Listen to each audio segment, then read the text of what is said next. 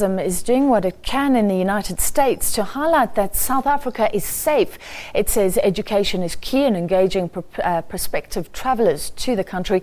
Given some of the current hysteria around Ebola, the death of the first person to be diagnosed with the virus in the US earlier this week has left Americans worried.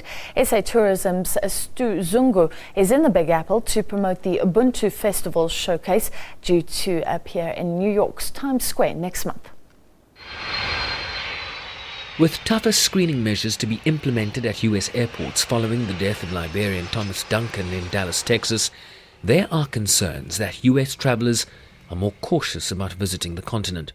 The American audiences are getting to know a lot more about what Africa has to offer as a destination, but it is true when such an outbreak happens, people get concerned. Personal safety is quite important. But South Africa has done everything, and South Africa is strong. South Africa is open for business.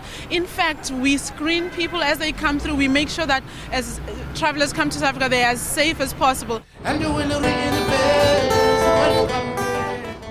But with the likes of Hugh Masekela, Vusi Mahlasela and a host of performers in town, SA tour operators are seeking to leverage the goodwill towards the country.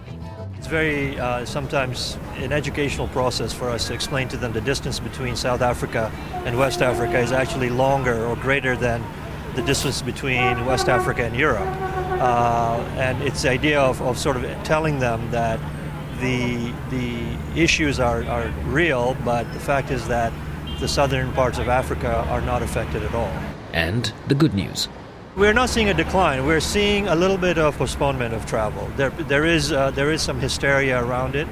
I would unfortunately say that we did have a couple of cancellations from people who were traveling very soon, but we're in a holding pattern for many clients. A record high of almost 350,000 Americans traveled to South Africa in 2013.